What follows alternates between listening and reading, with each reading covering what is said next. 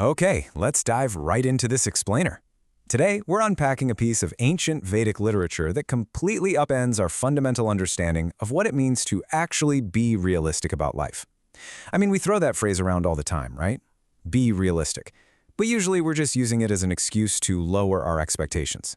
Well, the Bhagavad Gita, specifically verse 8.15, uses realism to do the exact opposite.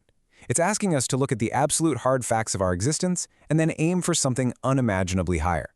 So moving into section 1, the ultimate realism. Let's just go ahead and confront our baseline expectations of the world we're currently living in. Think about this for a second. We so often expect permanent, uninterrupted happiness here, don't we? We build our entire lives around this built-in assumption that if we just secure the right job, get the right house, or find the perfect situation, we're finally going to achieve lasting peace. But, as we're going to see in this explainer, expecting permanent joy in a temporary environment is kind of like expecting a sandcastle to survive high tide. You know, it isn't optimistic, it's just plain unrealistic. And the crucial point is laid out right here in the English translation of verse 8:15. The speaker, the Supreme, explicitly states, "After attaining me, the great souls, who are yogis in devotion, never return to this temporary world which is full of miseries because they have attained the highest perfection."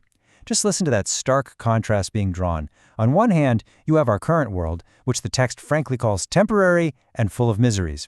On the other hand, you've got this state of ultimate, highest perfection. According to this text, being realistic is absolutely not about lowering your bar. It's about recognizing these two opposing realities for exactly what they are. To truly grasp this contrast, we've got to look at the text's incredibly blunt assessment of our environment in section 2, a place of miseries. The Sanskrit term used in the original text is duḥkha-ālayam, and what's super fascinating here is the literal breakdown of the word. Dukkha means misery, and alayam means place, so it is realistically defining our material world fundamentally as a place of miseries. It's not just a generally good place where, bad things occasionally happen to ruin our day. By its very design, it's a repository of struggles. Acknowledging this isn't being a pessimist, it's literally the foundation of Vedic realism. And that perfectly connects to our next term, aśāśvatam, which means temporary. Even if you do find a fleeting moment of happiness, a period of peace, or some massive success, it is guaranteed not to last. The entire environment is in constant flux. By recognizing that the world is both a place of miseries and fundamentally temporary, we can finally stop making the completely unrealistic demand that it provides us with eternal shelter. The source text purport actually grounds this entire philosophy in everyday reality by explicitly listing the 4 inescapable miseries we all face. It doesn't matter how wealthy, powerful, or successful you are, you cannot realistically negotiate your way out of birth, old age, disease, and death. Every single living entity in this temporary material world is subjected to these 4 conditions. Once you accept this realistic baseline, you can finally start looking for an actual solution, rather than just settling for another temporary distraction. So, if this world is fundamentally flawed and temporary, what exactly is the realistic goal? Let's get into section 3, the great souls. The verse introduces the mahātmās, which translates from Sanskrit as the great souls. The text specifies that these great souls are yogis in devotion, specifically personalist devotees, and they are considered the supreme souls precisely because they are the ultimate realists. They've looked at the temporary, miserable nature of the material world and made the highly rational, realistic decision not to invest their ultimate hopes in it. Instead, they focus their devotion entirely on achieving the absolute highest perfection. Moving on to section 4, the supreme destination. Let's see what these great souls are actually aiming for. There's an incredibly stark contrast we have to consider here. We have our material world, temporary, full of miseries like old age and disease. But opposing that is the supreme planet, referred to in the text as Krishna Loka, or Goloka Vrindavana. The Mahatmas who attain this supreme destination never wish to return. And honestly, why would they? They've successfully traded a temporary, miserable reality for the ultimate, eternal one. Vedic literature actually describes this supreme planet using these 3 specific terms, avyakta, akshara, and paramāṁ. The text explains that this means the planet is currently beyond our material vision. It's completely inexplicable to our mundane senses. Yet it is paramāṁ, the absolute highest goal and destination for the great souls. It's an infallible reality that exists far beyond the temporary flux of the material universe we're currently occupying.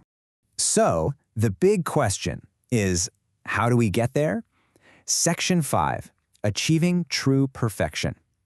How do these great souls realistically bridge the gap from a temporary world to that supreme, inexplicable destination? Well, the text outlines a very clear, methodical progression for the Mahatmas. It's a highly realistic, step-by-step process.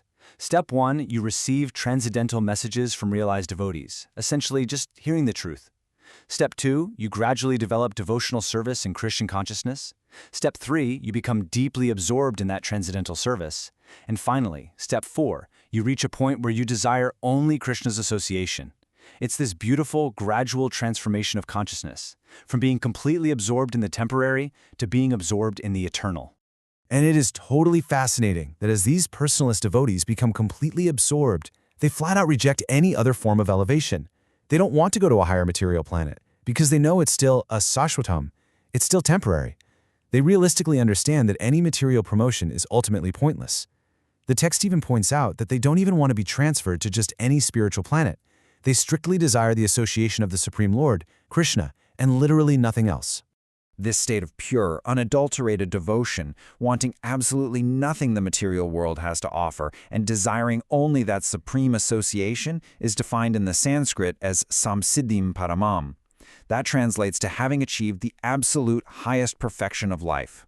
They have solved the problem of a temporary miserable world not by trying to fix the unfixable world, but by realistically transcending it altogether.